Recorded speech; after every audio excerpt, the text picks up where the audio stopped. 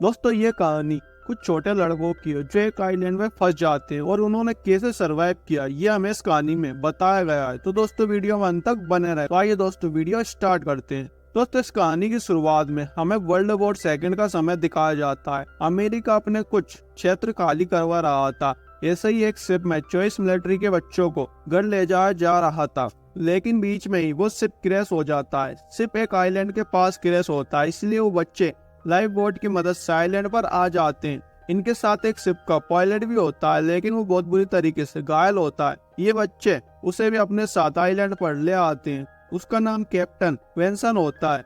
अब ये आइलैंड पर पहुंच जाते हैं। अब ये सभी बच्चे होते हैं और इनको गाइड करने वाला यहाँ कोई नहीं होता है। अब यहाँ रात हो जाती है और ना ही इनके पास यहाँ खाने के लिए खाना है और ना ही पीने के लिए पानी। लेकिन यहाँ इन सबसे एक लड़का उम्र में बड़ा होता है और रैंक के हिसाब से भी वो इन सबसे बड़ा होता है, क्योंकि ये सब मिलिट्री स्कूल के होते हैं। और उसका नाम राल्फ होता है। वो सबसे कहता है कि अभी हम आराम करेंगे और सुबह सोचेंगे कि आगे क्या करना है। अगली सुबह इन्हीं में से एक लड़का आइलैंड पर घूम रहा होता है जिसका नाम साइमन होता है और उसे इसी दौरान पीने के लिए साफ पानी मिल जाता है। वो वहाँ से पानी पीता है और इसके बाद वो वापस अपने साथियों के पास आता है और उन्हें भी उस जगह के बारे में बताता है। इसके बाद ये सभी उस जगह से पानी पीते हैं। इसके बाद कुछ बच्चे खाने के लिए कुछ ढूंढने लगते हैं और ये लोग इस आइलैंड की सबसे ऊंची जगह पर जाते हैं ताकि ये इस आइलैंड को देख सके कि ये आइलैंड कितना बड़ा है और कैसा है। तभी हमें इस कहानी में एक और कैरेक्टर को दिखाया जाता है जिसका नाम पिगी होता है।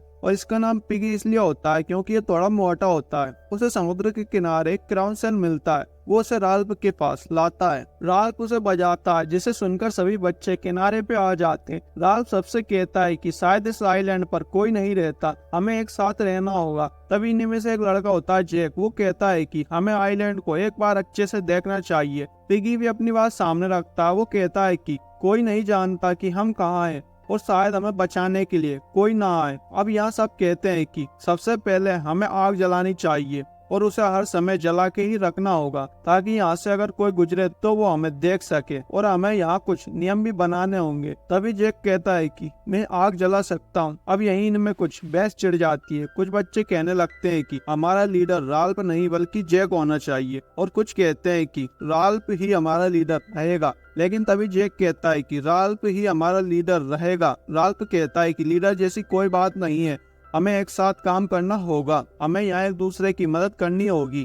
इसके बाद ये लोग यहाँ काम करना स्टार्ट कर देते हैं। जैक और कुछ बच्चे कैंप बना रहे होते हैं। तभी पिगी उनके पास आता है और वो उनसे कहता है कि हमें जहाज का मलबा ढूंढना चाहिए क्योंकि हमें सिर्फ मदद आने तक खुद को सुरक्षित रखना है। लेकिन जैक कहता है कि हमें बचाने के लिए कोई नहीं आएगा और जहाज का मलबा समुद्र में डूब चुका है। ये सुनकर पिगी को थोड़ा गुस्सा आता है। वो उससे कहता है कि तुम सबको डिमोटिवेट कर रहे हो। ये सुनते ही जैक उसका नाम पिगी रख देता है और इस तरह इसका नाम पिगी पड़ता है और कहता है कि यहाँ सबसे बेकार तुम ही हो। ये सुनकर पिगी पर सब हंसने लगते हैं। ये देखकर राल्फ यहाँ आता है और सबको चुप कराता है। अब ये कैंप बना लेते हैं। अब कैंप बनाने के बाद इनमें से कुछ पहाड़ी पर जाते हैं और ये वहाँ पर लकड़ी इकट्ठी करते हैं और आग जलाते हैं। और आग जलाने के लिए ये लोग पिगी के ग्लासेस का यूज करते हैं। ये आग जला लेते हैं, लेकिन ये ज्यादा ध्यान नहीं देते, जिससे एक पास के पेड़ में आग लग जाती है, लेकिन इन्हें कुछ नहीं होता। तो ये सब बच जाते हैं।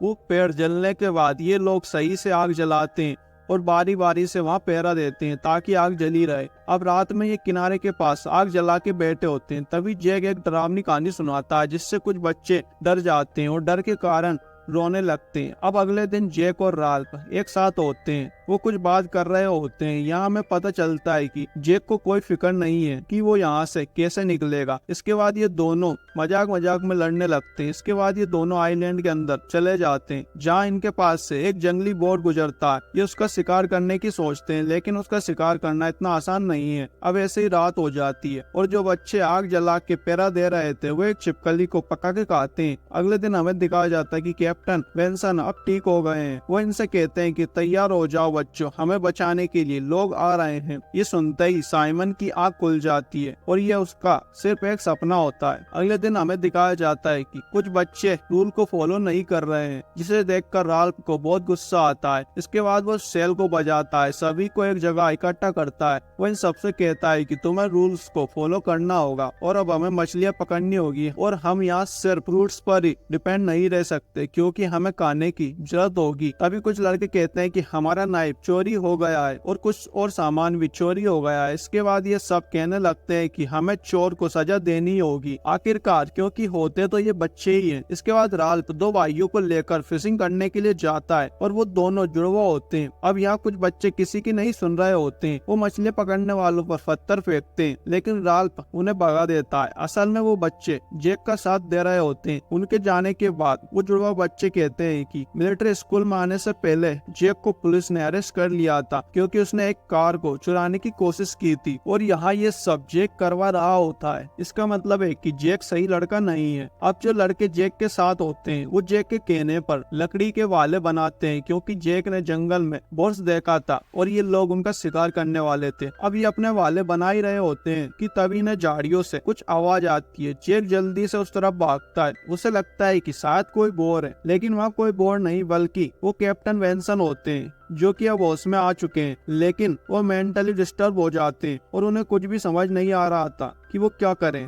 जैक और उसके साथी उसे वापस टेंट में ले आते हैं। कुछ देर बाद जैक कहता है कि हमें इन्हें मार देना चाहिए, लेकिन राल्फ मना करता है, नहीं हम ऐसा नहीं करेंगे। अब आधी रात में जब सब सो रहे होते हैं तभी कैप्टन वेंसन अपने टेंट से बाहर आते हैं और आइलैंड के जंगल में चले जाते हैं। अगली सुबह जब ये सभी जागते हैं तो ये देखते हैं कि कैप्टन यहाँ नहीं है, इसलिए वो सभी उन्हें ढूंढने लग जाते हैं। समुद्र के किनारे पर उन्हें कैप्टन के कपड़े मिलते हैं, लेकिन उन्हें कैप्टन कहीं भी नहीं मिलते। इन लोगों को लगता है कि वो मर गए, लेकिन इन्हीं में से एक साइमन नाम के लड़के को विश्वास नहीं था। उसे लग रहा था कि वो अभी भी जिंदा है, लेकिन राल्फ उससे कहता है कि वो अब नहीं रहे। अब जैक और उसके साथी बोर के शिकार पर निकल जाते हैं। काफी तलाश करने के बाद इन्हें एक बोर नजर आता है, लेकिन उसका शिकार करना इतना आसान नहीं था। इन्हीं में से एक लड़का बोर को पकड़ने की कोशिश करता है, मगर वो नाकाम रहता है। वो लड़का जैक से कहता है कि मैंने बोर को जख्मी कर दिया है।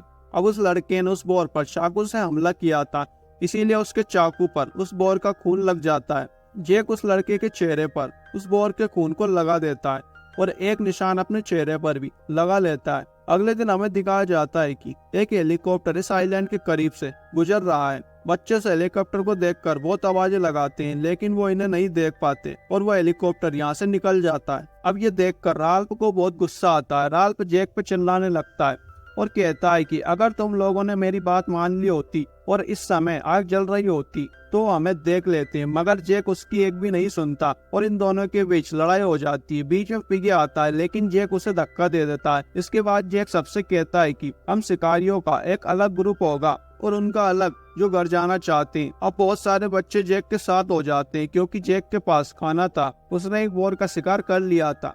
राल्फ उसे समझाता है कि हमें एक साथ रहना चाहिए, लेकिन जैक उसकी नहीं सुनता और वहाँ से चला जाता है। अब रात में राल्फ को एक सपना आता है कि एक हेलीकॉप्टर इस आइलैंड की तरफ आ रहा है, लेकिन पहुंचने से पहले ही वो क्रैश हो जाता है। राल्फ की आंख खुल जाती है क्योंकि राल्फ का ये एक सपना होता है। तभी वो देखता है कि एक तेज तूफान आने वाला है, इसीलिए वो अपने साथियों को लेकर जंगल में चला जाता है। अब सुबह हो जाती है। ये सभी बच्चे ठीक होते हैं, लेकिन अब इन्हें भूख लग रही होती है। तभी एक बच्चा राल्फ से कहता है कि हमें भी शिकार पर जाना चाहिए, लेकिन तभी वो जुड़वा बच्चे कहते हैं कि शिकार वाला इलाका तो जैक ने ले लिया है, इसीलिए लोग पहाड़ी पर जाते हैं और आग जलाते हैं। दूसरी तरफ जैक और उसके साथी बोर के शिकार पर आए होते हैं। तभी इनमें से एक लड़का एक इक्वाना देख लेता है और उसके पीछे पीछे एक गुफा में पहुंच जाता है। और जब वो उस गुफा में जाता है तभी उसे एक आदमी पकड़ने की कोशिश करता है। उस लड़के के पास भाला होता है, इसीलिए वो उसे भाले से जख्मी करके बाहर आ जाता है। इसके बाद वो जैक को सब बताता है और कहता है कि गुफा में एक राक्षस है और उसने मुझ पे हमला किया था। जैक को उसकी बातों पर यकीन नहीं आता, इसीलिए वो और एक लड़का उस गुफा के पास जाने लगते हैं। लेकिन गुफा के बाहर पहुंचते ही उन्हें कुछ अजीब आवाजें आने लगती है। वो बात सुनकर वो डर जाते हैं और वहां से भाग जाते हैं। इसके बाद जैक राल्फ ने पहाड़ पर जो आग जलाई थी वहां से आग लेने के लिए जाता है और वो वहां राल्फ के साथियों से कहता है कि गुफा की तरफ मत जाना क्योंकि वहां एक राक्षस है।